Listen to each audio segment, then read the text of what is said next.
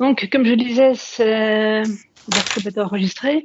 Mais donc, même si le temps est assez limité, je voudrais quand même vous donner aussi la parole à certains moments, en tout cas vous laisser la possibilité de vous exprimer si vous avez des questions, des remarques, des partages d'expérience par rapport à la matière que nous allons voir ensemble. C'est d'autant plus intéressant si est-ce que je peux demander à tout le monde de couper son micro parce qu'il y a certains bruits. Je vais faire comme ça. Voilà, j'ai désactivé le micro de tout le monde. Donc voici, donc n'hésitez surtout pas donc, à lever la main ou à poser votre question par écrit. On tentera d'y répondre dans la mesure du possible, le plus rapidement possible.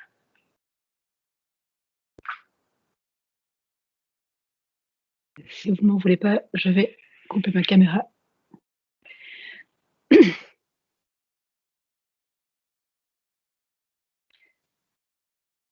Voilà.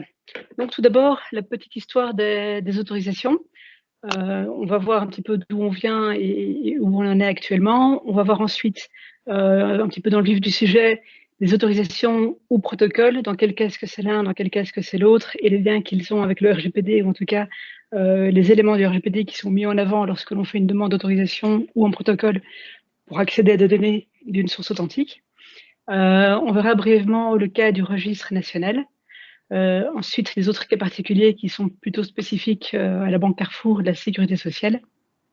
Et ensuite, pour finir, le rôle de la BCED ainsi que ce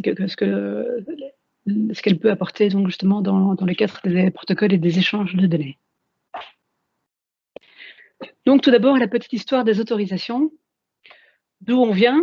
Avant le RGPD, on était dans une situation où on avait les comités sectoriels auprès de la commission vie privée qui rendaient des autorisations. Donc il y avait différents comités sectoriels qui existaient. Il y avait par exemple le comité sectoriel pour le registre national, qui étaient des chambres décisionnelles qui rendaient donc ces délibérations, qui permettaient justement à un consommateur d'accéder à des sources authentiques. Aujourd'hui, on n'en est plus là. Donc justement, avec les différentes lois qui ont été prises entre fin 2017 et fin 2018, le paysage à ce niveau-là a complètement changé. Et maintenant, on est dans un système de protocole qui a été instauré par une loi de 2018, après la suppression et la refonte de l'autorité de protection des données. Donc, cette nouvelle autorité ne peut plus autoriser et contrôler en même temps. C'est pour ça que les différents comités sectoriels ont disparu au sein de l'autorité de protection des données et que maintenant, sur base des différents principes du RGPD qu'on va voir par après, on a mis en place un système de protocole pour justement responsabiliser les responsables de traitement, les détenteurs de données ainsi que les consommateurs de données. Donc, si tout allait bien dans le meilleur des mondes, on serait sur le système de protocole tel qu'il était instauré par la loi du 30 juillet 2018, mais ce n'est pas aussi simple parce qu'il y a eu certaines modifications dans le paysage qui chamboulent un petit peu la manière dont soit les protocoles, soit les autorisations peuvent être rendues. Donc on n'est plus dans un plan A, dans un plan B, mais c'est vraiment le plan C par rapport à ce qui est mis en place. Tout d'abord, pour le comité sectoriel du registre national, qui existait auparavant auprès de la commission du privé, maintenant, on est sur un modèle d'autorisation. Donc, on a fait un peu machine arrière, on reste sur un modèle de formulaire à remplir auprès du SPF intérieur, et c'est le SPF intérieur qui rend son autorisation pour utiliser ou pas des données du registre national. Pour le comité sectoriel sécurité sociale et santé qui existait auparavant auprès de la commission du privé, là aussi, on fait machine arrière, donc on laisse tomber le système de protocole et on met en place, ça c'est la loi du 5 septembre 2018, on met en place un comité de sécurité d'information qui va remplacer justement ce rôle de chambre décisionnelle pour autoriser ou non des échanges de données.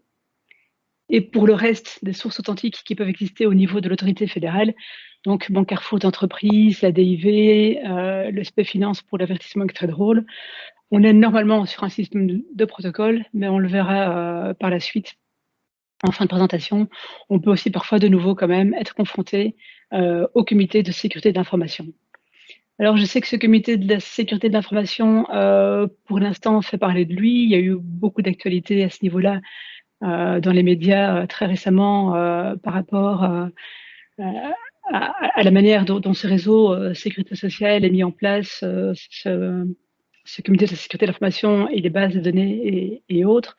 Donc, j'ai aucun souci à ce qu'on puisse aborder les différentes questions, mais je préfère alors que si débat il doit y avoir, qu'on le fasse plutôt en fin de session pour les personnes qui sont intéressées de débattre à ce niveau-là. Au niveau des différentes communautés et des régions, donc juste avant, c'était un petit peu le paysage au niveau du fédéral. Au niveau des régions, comment ça se passe? En Flandre, ils avaient aussi un système d'autorisation auparavant qu'ils ont modifié pour s'aligner sur un système de protocole, donc vraiment en parallèle avec ce qui se fait au niveau du fédéral. Au niveau de la région bruxelloise, c'était un système d'autorisation qui est toujours mis en place, mais avec des textes qui sont en pleine évolution pour aussi s'aligner sur un système de protocole. Au niveau de la communauté française et de la région wallonne, par contre, sur papier, on est normalement dans un système d'autorisation auprès de la Commission qui n'a jamais été mis en place. Donc c'est bien pour ça que je dis, en théorie, on a un régime d'autorisation.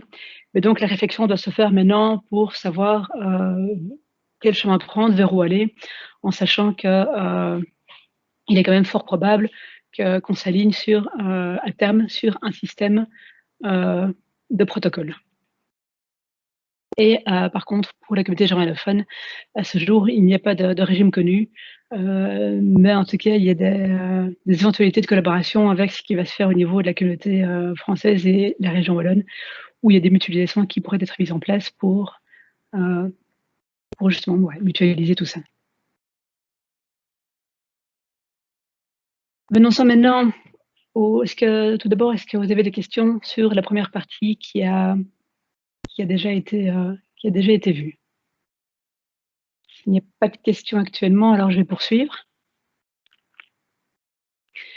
Donc, on va rentrer dans le vif du sujet sur les autorisations et les protocoles et le lien qu'il peut y avoir justement entre toutes ces questions qu'il faut remplir systématiquement pour demander des accès à des sources authentiques et quelle est justement la réflexion qui est derrière en lien avec le RGPD. Une petite phrase que je trouve assez sympa et qui correspond très bien à la réalité, c'est que des poteaux indicateurs peuvent transformer une chaussée en labyrinthe. Ici, c'est vraiment l'idée de dire que pour l'administration, le fait de vouloir simplement accéder à des données auprès d'une source authentique peut se révéler parfois chaotique par rapport à la complexité que peuvent révéler certaines procédures, certaines questions, des différences au niveau du besoin et de la finalité. Et donc, l'objectif ici, c'est vraiment d'essayer de vous aider à comprendre la réflexion qui est derrière toutes ces questions qui peuvent être posées dans le cadre d'un protocole ou d'une autorisation pour justement essayer de mieux comprendre le besoin qui se fait sentir à ce niveau-là. Donc, quand, pourquoi, qui et comment, 4 questions qu'il faut se poser lorsque l'on veut accéder à une source authentique. Premièrement, le quand. Quand veut-on accéder à une source authentique? On veut y accéder à une source authentique parce qu'il y a un besoin métier qui existe. On utilise des données et plutôt que d'aller collecter ces données auprès de la personne concernée, on va aller les chercher là où elles existent. Donc le quand, c'est lorsqu'il y a vraiment le besoin métier et lorsqu'on sait que ces données existent déjà par ailleurs. Le pourquoi, c'est le principe de l'only once où on évite de demander plusieurs fois à la même personne de communiquer systématiquement les mêmes données à chaque administration auprès de laquelle elle va s'adresser. C'est une des raisons d'être aussi du registre national, par exemple, qui est une des sources authentiques les plus utilisées, pour avoir tous les données d'identification de la personne. Il y a le nom, le prénom, la date de naissance, l'adresse. Il y a les mises à jour de toutes ces données qui sont alimentées auprès de cette source authentique. Et donc, c'est vraiment une raison d'être pour permettre justement à chaque administration qui a besoin d'avoir l'identification d'une personne d'aller rechercher ces données auprès du registre national, plutôt que de demander à chaque fois à la personne de communiquer son adresse ou ses changements d'adresse. Qui de faire la démarche? C'est le responsable de traitement. C'est l'administration, l'autorité publique qui va avoir ce besoin de consulter des sources authentiques, qui doit prendre la responsabilité de remplir ces protocoles et ces autorisations pour justement avoir accès à différentes sources authentiques. Et le comment, c'est ce qu'on va voir par la suite. Ça va varier en fonction des différentes sources authentiques qui existent et des réalités qui sont derrière.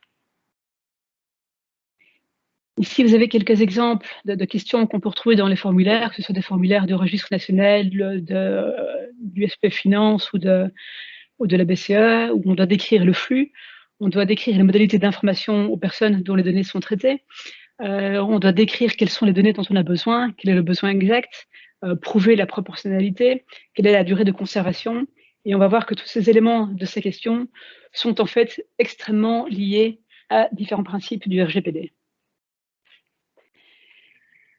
Donc, tout d'abord, le premier principe de base, c'est la laïcité, loyauté et transparence. Quel est le fondement de mon traitement? Est-ce que je vais aussi respecter les droits des personnes concernées? Est-ce que je les informe bien du traitement que je réalise à leur sujet? Deuxièmement, la finalité du traitement. Est-ce que la finalité est compatible avec la finalité initiale de la source authentique à laquelle je veux accéder? Il faut qu'il y ait une compatibilité des finalités, et on va le voir par ailleurs, que la réflexion n'est pas toujours évidente. La proportionnalité, de quelles données ai-je réellement besoin et qui va vraiment utiliser ces données au sein de mon administration. Au niveau sécurité, quels sont les moyens qui vont être mis en place? Et on va voir que la granularité de la sécurité va vraiment varier en fonction justement soit de la finalité, soit de la proportionnalité du traitement, et la durée qui va aussi être liée à la finalité de savoir combien de temps on peut conserver les données. De manière transversale, ces différents principes au niveau du RGPD sont appuyés sur le principe d'accountability et de la responsabilisation. On veut que le responsable du traitement, que ce soit celui qui fournit les données ou celui qui va aller rechercher les données et consommer les données auprès de la source authentique, soit responsabilisé par rapport au respect de ces différents principes. Et soit ça va être transparaître dans un protocole lorsqu'on va être dans un protocole, soit ce sont ces différents éléments qui vont être analysés lorsqu'on sera dans le cadre d'une demande d'autorisation ou dans le cadre d'une délibération auprès du comité de sécurité de l'information.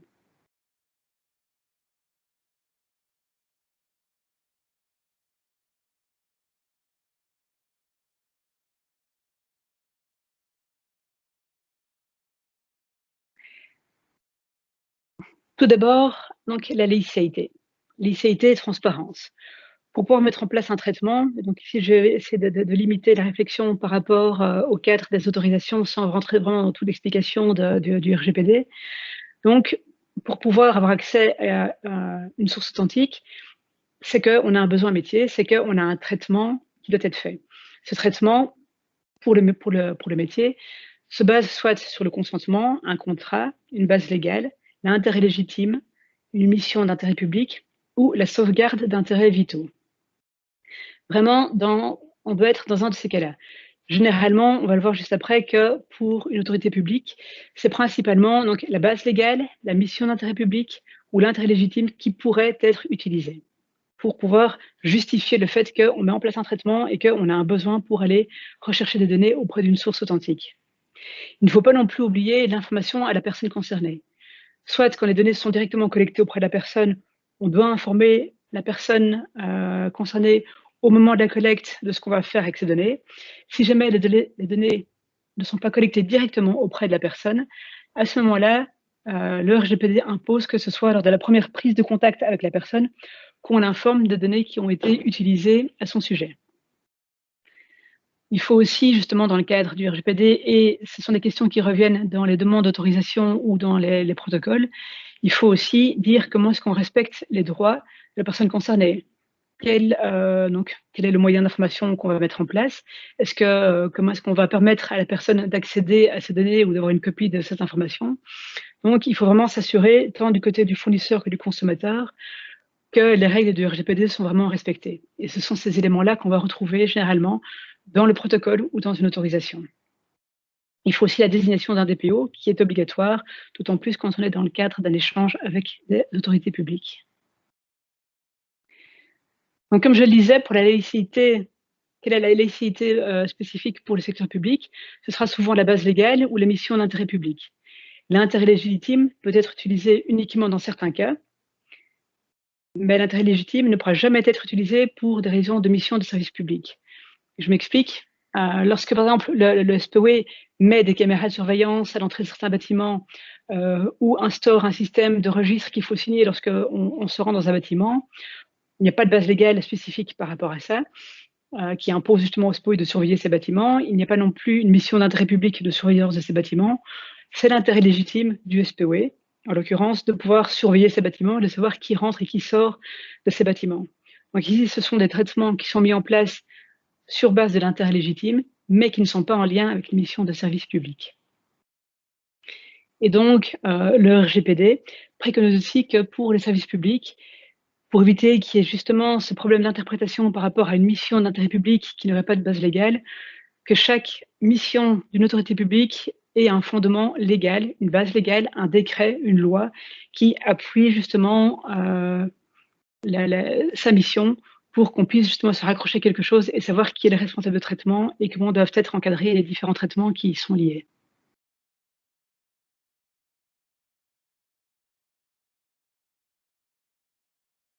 Pour la finalité est la clé de voûte. La finalité, à mon sens, c'est vraiment ce qui va vraiment permettre de savoir si, oui ou non, on est dans les clous et de quelle manière on va pouvoir accéder à ces données. La finalité a 4 exigences. Elle doit être déterminée, explicite, légitime et respectée. Et le respecter est peut-être, dans certains cas, ce qui pose le plus de problèmes. Il faut vraiment se raccrocher à ce qu'on a dit. On met en place un traitement pour pouvoir octroyer des allocations à une personne. Il ne faut pas que 6 mois plus tard, on se dise, tiens, les données qu'on a collectées dans le cadre de l'octroi de l'allocation sont très intéressantes. On va les passer au service d'à côté qui s'occupe, qui a un organe sanctionnateur et qui va pouvoir réutiliser ces mêmes données pour une finalité qui n'était pas celle qui a été déclarée au départ. Donc ici, il faut vraiment respecter cette finalité qui va vraiment permettre de savoir est-ce que c'est compatible ou pas. Comme on le disait, pour accéder à des données d'une source authentique, il y a un test de compatibilité qui va être fait. Est-ce que la finalité du consommateur, du demandeur d'accès, est compatible avec la finalité initiale de la source authentique? Il y a vraiment ce test de compatibilité qui va être fait sur différents éléments pour s'assurer que l'adéquation entre les finalités est là et que l'objectif du consommateur de la base de données n'est pas totalement opposé ou en contradiction avec ce qui était initialement prévu par celui qui a collecté les données de manière initiale. Ici, un petit extrait justement de l'avis du Conseil d'État sur l'accord de coopération vaccin qui a été rendu très très récemment, donc il y a un jour ou deux, je pense, si pas hier, pour sur cet accord de coopération qui a été fait entre les communautés et le fédéral pour permettre justement la mise en place d'une base de données vaccins avec les codes vaccins des différentes personnes qui sont vaccinées. Et cet accord de coopération s'est vraiment fait démonter très brutalement, tant par le Conseil d'État que par l'Autorité de protection des données. Mais ici, j'ai repris un extrait de l'avis du Conseil d'État qui dit clairement que toute ingérence doit être définie en des termes clairs et suffisamment précis qui permettent d'appréhender de manière prévisible les hypothèses dans lesquelles le législateur autorise une pareille ingérence.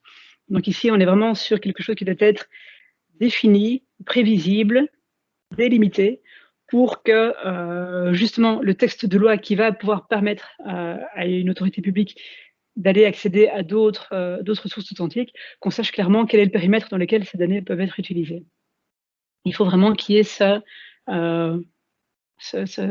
canevas autour, cette finalité, que l'objectif légitime soit clairement délimité et en respect justement avec les règles du RGPD, d'autant plus quand on touche à des données sensibles, comme c'est le cas justement pour cet accord de coopération au vaccin. Par rapport à la proportionnalité et à la minimisation des données. Donc, il y a une question de base, 3 questions de base qu'il faut se poser. C'est premièrement, quelle est la catégorie de personnes dont les données sont traitées? Mon traitement va s'appuyer sur quelles données, de quelle population ai-je besoin? Est-ce que ce sont uniquement des mineurs? Est-ce que ce sont des étudiants? Est-ce que c'est peut-être toutes les personnes qui ont plus de tel âge? Est-ce que ce sont toutes les personnes qui sont uniquement résidentes au niveau de la région wallonne? De quelles données vais-je avoir besoin? Ce n'est pas parce qu'on demande accès à une source authentique qu'on doit d'office avoir accès à l'entièreté des données dont elle est composée. Prenons un exemple, par exemple, pour le registre national, il y a 16 données différentes. On n'a pas forcément d'avoir besoin d'accéder à tout. Par exemple, le lieu de naissance, lieu et date de naissance, on peut avoir besoin de la date de naissance pour certains besoins. Le lieu de naissance, si par rapport à la finalité qui va être déterminée par rapport aux besoins métiers, on n'a pas besoin de lieu de naissance, il n'y a aucune raison de le demander. Donc il faut vraiment voir quelle est la granularité des données dont on a besoin et se limiter au minimum vital pour pouvoir remplir ces missions de service public. Chaque donnée aussi, ou chaque catégorie de personnes de qui on va vouloir traiter des données, les données des personnes desquelles on va vouloir accéder aux données, il faut aussi justifier à chaque fois par rapport à la finalité. Donc la finalité est vraiment le plus important. À partir du moment où la finalité a une base légale, où on a une base légale qui est bien réfléchie, qui est bien construite, qui envisage différents cas de figure, qui dit clairement ce qui va être fait avec ces données-là, c'est déjà la moitié du travail qui est mâché et il n'y a plus qu'à reprendre les articles et pouvoir référer aux articles lorsqu'on fait une demande d'autorisation.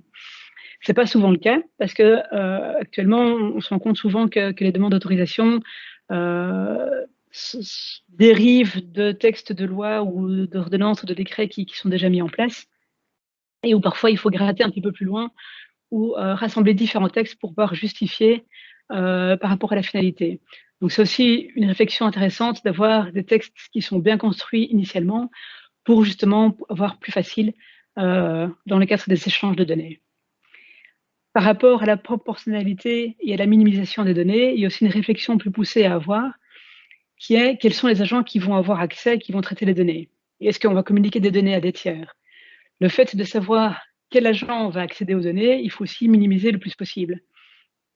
J'ai déjà vu, dans certains cas, des directions entières qui avaient accès au registre national parce que lors de la demande, c'était plus facile, que peut-être que c'était un moment où le registre national était moins regardant et que donc peut-être 120 accès ont été donnés alors qu'il y a potentiellement, il n'y a vraiment que 20 ou 50 agents qui avaient une réelle nécessité métier pour accéder, avoir un accès au registre national.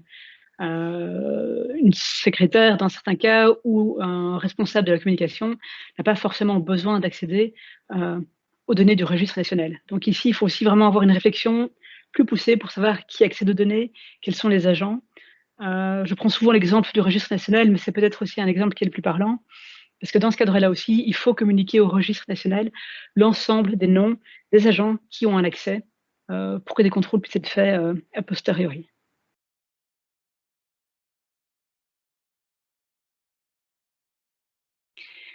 Au niveau de la sécurité, les 3 axes de sécurité qui sont extrêmement liés au RGPD, c'est la confidentialité, l'intégrité et la disponibilité. La disponibilité sera moins présente lorsqu'on est dans le cadre de demandes d'autorisation et dans le cadre de protocoles d'échange de données. Mais donc, à ce niveau-là, il y a vraiment quand même une réflexion à avoir pour justement s'assurer en tout cas que la confidentialité et que l'intégrité sont bien prévues. Quelles sont les mesures qui sont mises en place? Donc c'est la gestion des accès, les accès informatiques et physiques, un engagement de confidentialité par lequel l'agent qui a un accès va s'engager à n'utiliser ces accès que dans le cadre des missions qui sont clairement définies. Il y a une obligation de prise de traces et d'inscription aussi, qui assure au niveau de sécurité et qui permet a posteriori, lors d'un contrôle, de s'assurer que les personnes qui ont accédé à des sources authentiques ou à des données à caractère personnel étaient bien autorisées à le faire à un certain moment. Donc voilà, il faut vraiment que cette réflexion par rapport à la sécurité réellement, euh, soit réellement mise en place et que ces mesures de sécurité soient pensées en amont des accès à la source authentique pour justement ne pas devoir combler les trous par après. Aussi, un autre élément assez important, c'est que d'un coup de baguette magique, avec l'arrivée du RGPD, le rôle de conseiller en sécurité de l'information qui existait auparavant sur base de différentes normes ISO, sur base de la loi sur la banque Carrefour, de la sécurité sociale, qui imposait justement d'avoir un conseiller en sécurité pour pouvoir accéder à des données, du réseau et auprès du registre national, ce rôle de conscience sécurité disparaît et a été transformé en rôle de Data Protection Officer ou délégué à la protection des données. Or, dans une institution, ce sont quand même deux rôles qui sont totalement différents et qui ont pour moi une vision et une position qui n'est pas forcément la même. Donc dire que le conseiller en sécurité devient le DPO, c'est pas forcément une bonne chose parce que les deux rôles sont importants. Le conseiller en sécurité a vraiment un rôle de regard interne. Il est là pour s'assurer qu'en interne, toutes les règles sont bien mises pour protéger les actifs de l'administration, que ce soit des données personnelles, la confidentialité de documents secrets, que ce soit la gestion des accès physiques. C'est le rôle du conseiller en sécurité, justement, de s'assurer que toute cette partie protection de l'institution est réalisée. Tandis que le rôle du DPO a un rôle avec un regard plutôt externe. Le rôle du DPO a plutôt un regard de s'assurer que les personnes concernées et les personnes de qui on va traiter les données sont correctement traitées et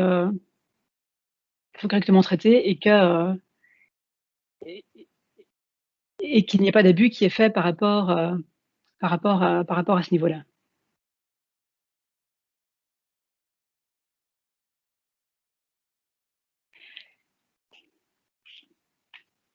Un autre point, c'est la durée de conservation. Comme je le disais, par rapport à la finalité, il y a la durée de conservation qui va être relativement importante.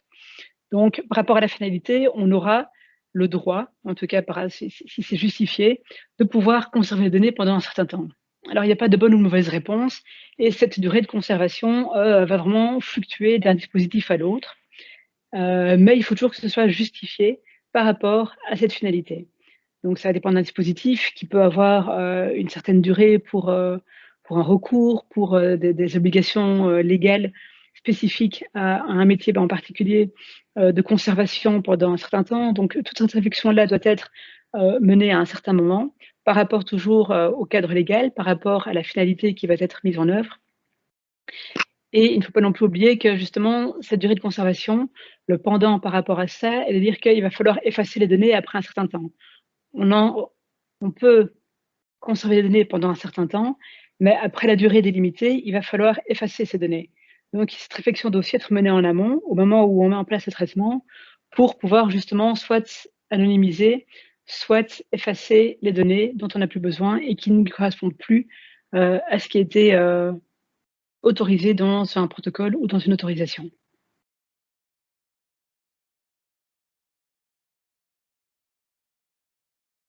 Ici, vous avez donc une petite copie des différents critères qui doivent être repris au minimum dans un protocole. Maintenant, ça reprend très fort ce qui existait auparavant dans les demandes d'autorisation auprès des comités sectoriels. C'est toujours le même genre de questions qui est repris pour les demandes d'accès au registre national.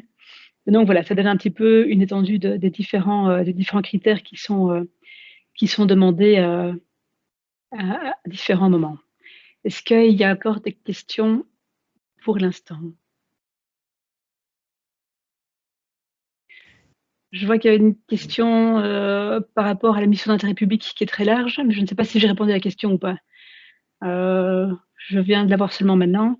Donc, que la mission d'intérêt public est très large et pas très précise, c'est ce que j'expliquais tout à l'heure. Hein, c'est que justement, le but, c'est d'avoir une base légale qui va peut-être un peu plus cadrer et affiner cela. Maintenant, si la mission d'intérêt public est vraiment très large et pas précise, alors c'est aussi toujours une balance d'intérêt. C'est la proportionnalité par rapport vraiment aux besoins spécifiques. Même si la mission est très large, le besoin de traitement par rapport à un dispositif en particulier peut encore varier. Il faut vraiment faire la part des choses. Tout peut être justifiable, il faut juste avoir les bons arguments pour le faire. Il faut que ça tienne la route par rapport au fournisseur de données, parce que c'est toujours le fournisseur de données, au final, qui aura le dernier mot, de s'assurer que les raisons pour lesquelles on justifie le besoin d'accéder à une source authentique ou le besoin d'avoir accès à telle ou telle donnée ou par rapport à la durée, ça reste justement un dialogue qui doit normalement, pour moi, être établi entre le demandeur et le fournisseur pour s'assurer que justement, même si on demande ces choses-là sur un cadre qui n'est pas forcément très bien délimité, ça tient la route, le besoin est là et la réflexion qui encadre le traitement, on est sûr que le consommateur de données est bien responsabilisé par rapport aux obligations du RGPD et ne va pas non plus faire n'importe quoi avec les données auxquelles il accède.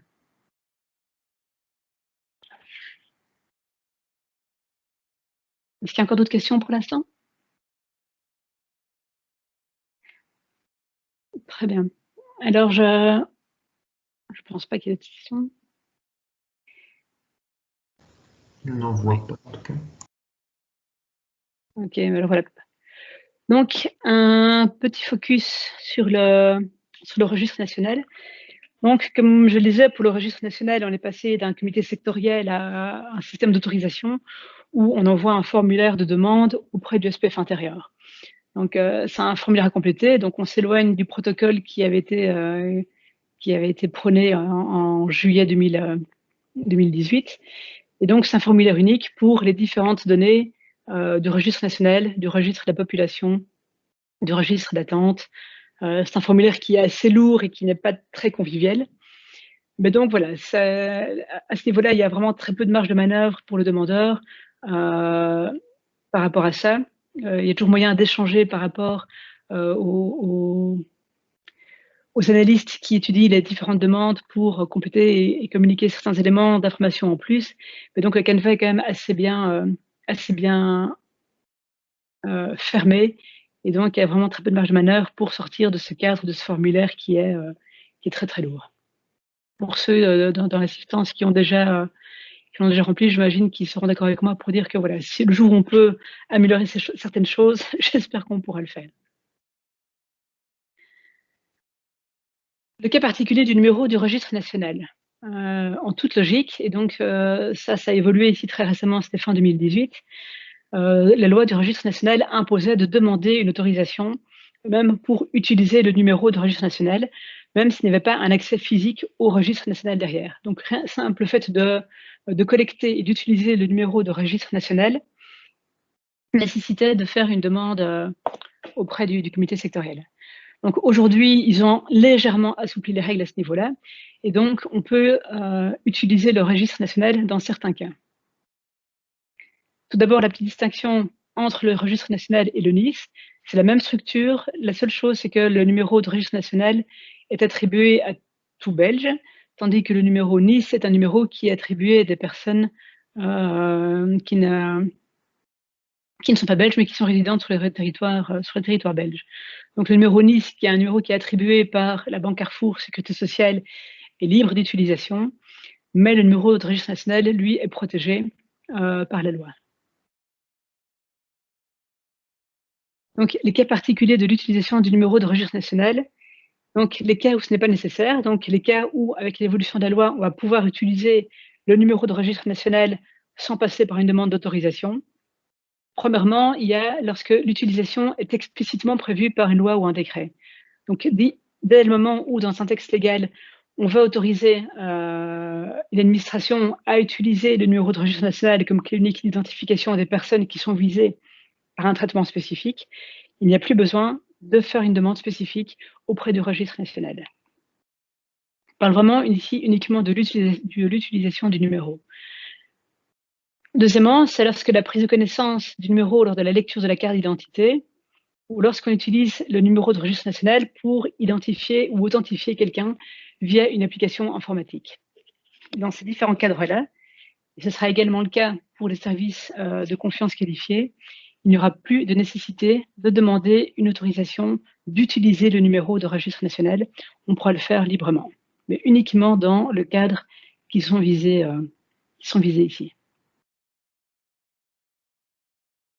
Donc, cas où une autorisation sera nécessaire, par exemple, une administration veut utiliser le numéro de registre national, demander à un citoyen de le noter sur un formulaire pour pouvoir après l'identifier dans une autre base de données ou faire un croisement entre deux bases de données.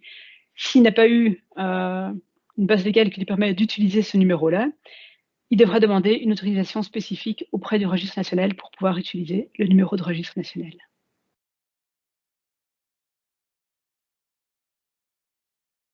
Une autre spécificité par rapport au registre national, c'est au niveau de la traçabilité et des consultations des données. Donc, la loi du registre national impose que le registre des consultations d'une administration qui a un accès au registre national soit conservé pendant au moins 10 ans à partir de la consultation. C'est-à-dire que soit il y a un système de traçabilité qui est mis en place auprès du registre national lorsqu'on accède via les applicatifs web fournis par le registre national qui permettent d'avoir cette traçabilité, et la traçabilité est établie chez eux. Mais pour une autre administration qui accède au registre national, il faut qu'il y ait une traçabilité qui soit établie avec une conservation des traces pendant un minimum de 10 ans pour pouvoir savoir qui a accédé aux données de Monsieur X, à quel moment et dans quel cadre. Donc il faut vraiment la granularité de ces données, de ces traces, permettre vraiment d'identifier l'utilisateur individuel du processus du système, qui a accédé, pourquoi.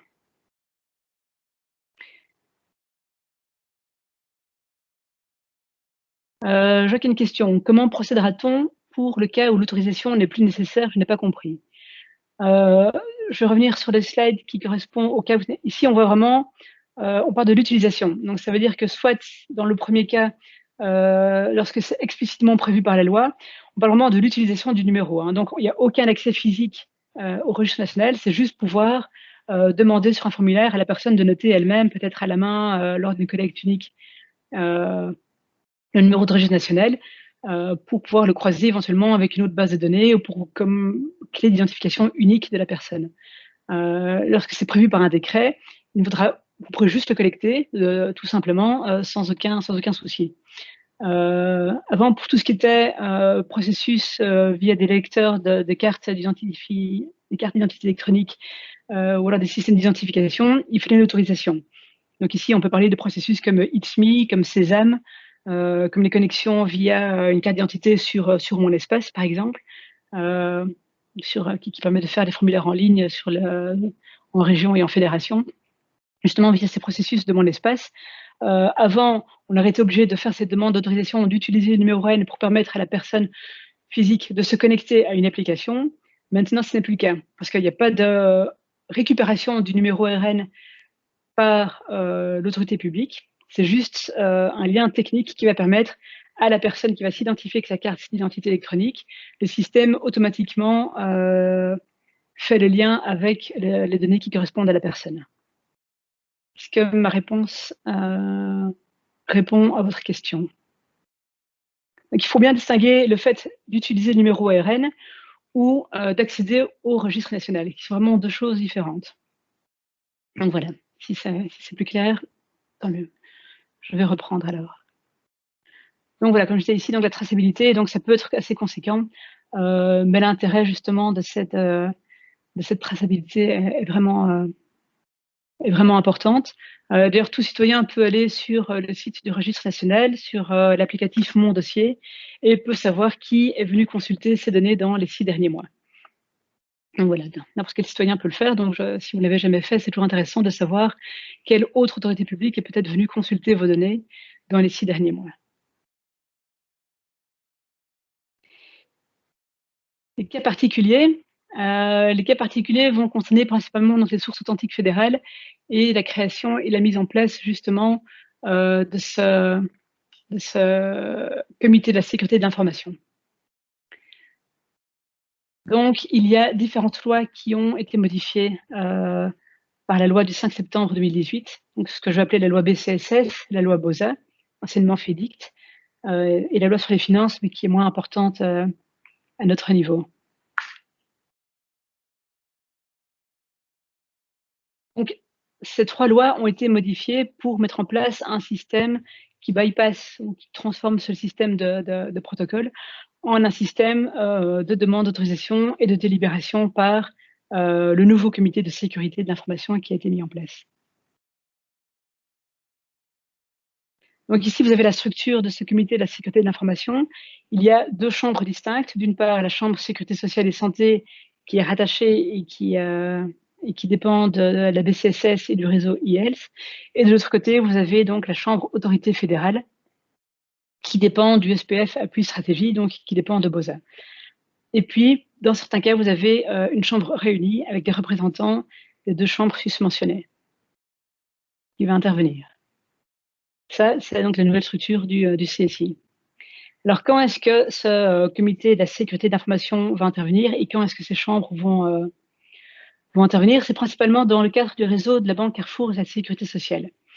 Donc, dans le cadre de communication intra du réseau de la Banque Carrefour Sécurité sociale, il faudra passer par une délibération de la Chambre Sécurité sociale, sauf certaines exceptions qui peuvent être définies par la loi.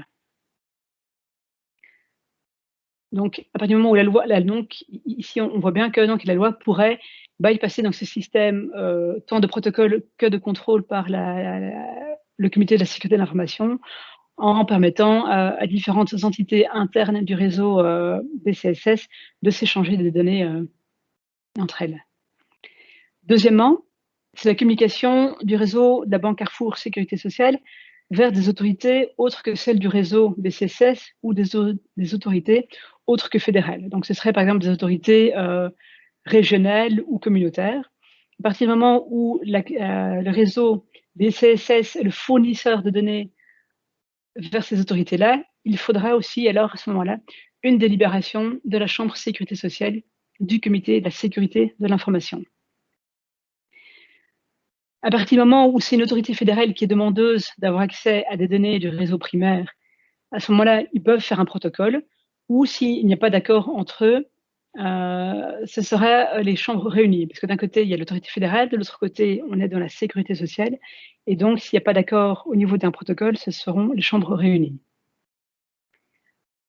À partir du moment où c'est l'autorité fédérale qui veut accéder à des données du réseau BCSS hors réseau primaire, donc y compris le réseau étendu, à ce moment-là, donc, ce sont uniquement les décisions de la Chambre réunie du comité sécurité de l'information qui peut rendre une délibération pour permettre ou pas ces différents accès. Il y a une petite particularité par rapport aux données sociales vers une communauté ou une région. Il faut 2 conditions cumulatives pour espérer échapper donc au comité de sécurité de l'information. Il faut premièrement que les 2 parties, donc fournisseurs et consommateurs, appartiennent à la même région ou à la même communauté. Et il faut aussi qu'il n'y ait aucune intervention de la Banque Carrefour Sécurité sociale dans le cadre de l'échange. Si ces 2 conditions sont cumulées, à ce moment-là, les 2 entités peuvent s'arranger autrement qu'en passant par le comité de sécurité de l'information, en faisant un protocole d'échange, par exemple, pour pouvoir justement échanger ces différentes données. Mais c'est vraiment 2 conditions cumulatives. Si une des 2 n'est pas remplie, si on passe par la BCSS ou si jamais c'est entre la région et une communauté, à ce moment-là, il faudra passer par le CSI. L'autre spécificité donc par rapport aux autres sources authentiques du fédéral, donc que ce soit la DIV, les finances, la Banque Carrefour des entreprises, ces différentes sources authentiques s'alignent sur un système de protocole qui est beaucoup plus simple que les anciennes procédures auprès de la commission du privé. Ce sont des formulaires qui sont beaucoup plus simples et beaucoup plus light à remplir, qui vont moins dans le détail que ce que peut le faire le RN actuellement. Et pour tout ce qui va concerner les données cadastrales, excusez-moi, pour tout ce qui va concerner les données cadastrales, ce sera via la SCIP, donc, qui est la structure commune de l'information patrimoniale, qui met en place un système de demande via des points de contact spécifiques à chaque région. Mais donc, comme on l'a vu, il y avait une chambre de l'autorité fédérale. Et donc, cette chambre d'autorité fédérale auprès du comité de la sécurité de l'information, même si on est principalement dans un périmètre de protocole, va quand même intervenir dans certains cas. Donc, lorsque ce sont des autorités hors BCSS, donc n'importe quelle autorité en dehors du réseau BCSS qui veut accéder à des données de l'autorité fédérale, donc comme on l'a vu BCE, DIV, Finance, ce sera un système de protocole. Ce n'est que lorsqu'il n'y a pas d'accord au niveau du protocole que la Chambre d'autorité fédérale pourra intervenir pour trancher et autoriser ou non un traitement en particulier. Et on va revoir ici que dès le moment où on retombe dans le réseau BCSS, que ce soit le réseau primaire ou le réseau hors réseau primaire, il y aura de toute façon donc de nouveau ce comité de la sécurité d'information qui va intervenir pour statuer sur l'autorisation ou non de communiquer des données. Il y a quand même ici 2 cas particuliers qui sont assez intéressants et il faut quand même aller bien loin dans la lecture des différentes lois pour arriver à les cerner. C'est d'une part, lorsque le comité de la sécurité de l'information aura délibéré et aura autorisé une communication de données à partir du fédéral, il n'y a plus besoin de protocole. Donc ici, on ne demande pas non plus à une entité de faire d'un côté une demande de délibération auprès du comité de la sécurité de l'information et d'autre part de faire un protocole auprès du fédéral. On a quand même allégé les choses et donc, logiquement, dès qu'il y a une délibération, il y a une dispense de protocole. J'ai mis, pour ceux que ça intéresse, différentes références légales en dessous. D'autre part, et ça c'est aussi intéressant, c'est si on n'est pas dans un des cas où l'utilisation du numéro de registre national est libre, à partir du moment où on tombe dans un système de délibération du comité de la sécurité d'information, ce même comité peut lui-même autoriser le numéro de registre national si jamais l'utilisation du numéro de registre national est nécessaire par rapport à la finalité qui aura été déterminée dans la demande de délibération. Ce qui évite aussi de faire doublon ou de faire des demandes doubles vers différentes entités. Il y a quand même une volonté ici de simplifier les choses dans une certaine mesure. Est-ce que vous avez encore des questions par rapport à ces différents cas particuliers et c'est un broglio entre autorisation, protocole et le rôle du comité de la sécurité d'information?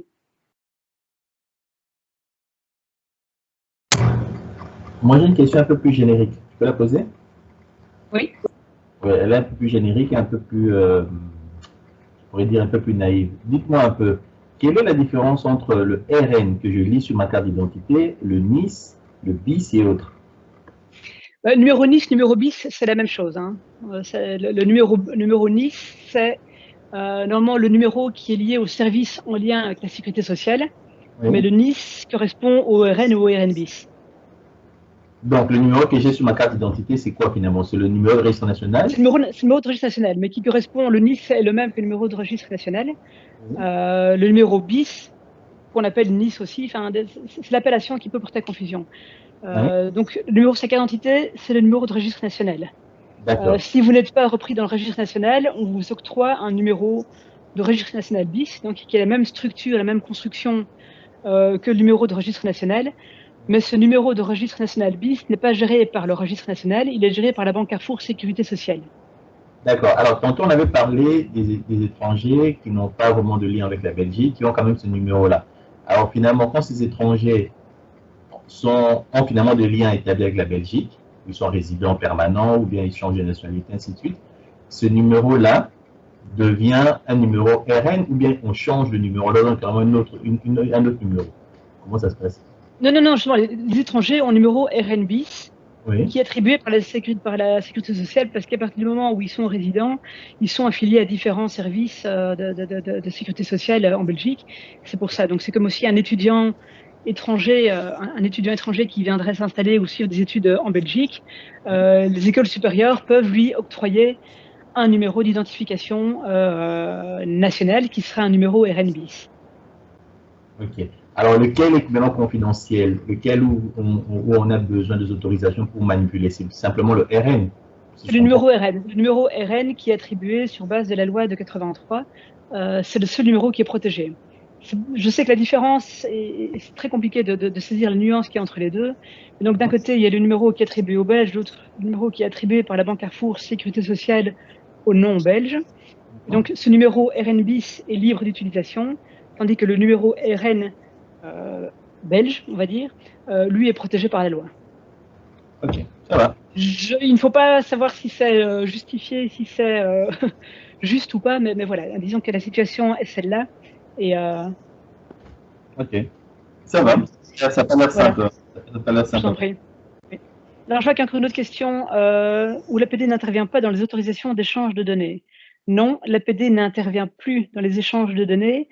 L'APD a juste un rôle de contrôle, je pense, à partir du moment où il peut y avoir des recours par rapport à une délibération ou qui contreviendrait à une règle, un règlement au RGPD ou à des bonnes pratiques en matière de protection des données. Il pourrait y avoir plainte auprès de la TPD par rapport à un protocole ou à une délibération qui serait rendue.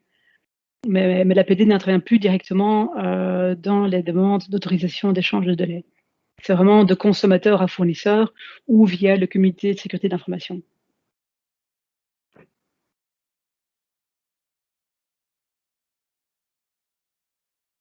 n'y a pas d'autres questions? Donc voilà, pour clôturer cette séance, le rôle de la BCED dans tout ça, où le but vraiment de la Banque Carrefour d'échange de données dans le soutien à l'administration est vraiment d'apporter des solutions pratiques, un appui, de la facilitation. C'est vraiment ce retour d'expérience qu'on peut avoir par rapport aux bonnes pratiques, par rapport à la manière dont certaines sources authentiques tournent les choses ou préfèrent qu'on aborde les choses d'une certaine manière. Ce retour d'expérience peut vraiment être profitable parfois à l'administration pour l'accompagner dans la manière de rédiger. Mais en aucun cas, la Banque Carrefour d'échange de données n'est là pour remplacer le demandeur. Donc, c'est vraiment le responsable de traitement, le demandeur, qui garde la main par rapport à l'orientation que doit prendre cette demande d'autorisation ou ce protocole. On a un facilitateur parce qu'on a des contacts avec certaines sources authentiques qui peut parfois permettre de dénouer certaines choses. Donc voilà, c'est vraiment plus un rôle de soutien, d'appui et de facilitation plutôt que de rédaction à la place de. C'est vraiment un rôle d'accompagnement parce que le but aussi, c'est que l'administration qui peut avoir dans le futur plusieurs demandes puisse aussi gérer ces différentes demandes de manière totalement autonome, toujours peut-être avec un regard ou une relecture de la part de la BCED, mais sans que ce soit la BCED qui prenne la plume à sa place.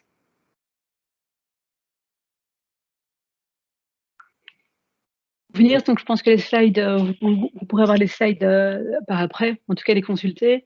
Il y a un article dans la loi de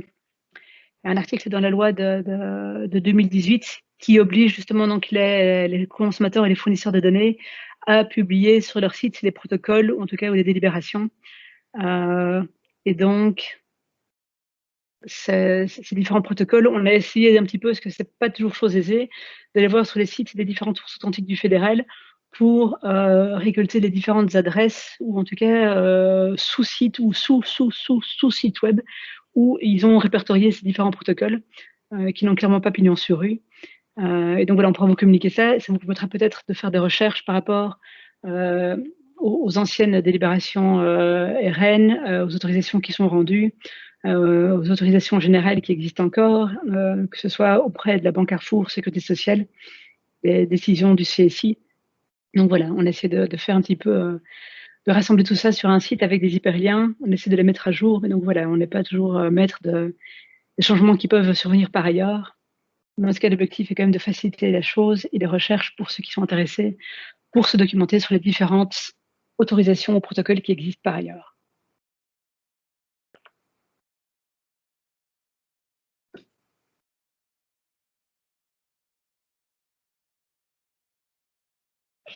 J'ai fini avec ma présentation. Je vous remercie beaucoup pour votre attention, même si c'est pas un exercice facile de parler devant des petites boules de couleur avec uniquement les initiales.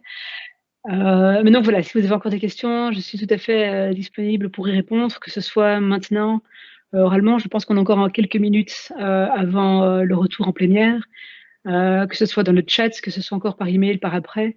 N'hésitez surtout pas à poser des questions, à revenir vers moi pour échanger sur un sujet ou l'autre.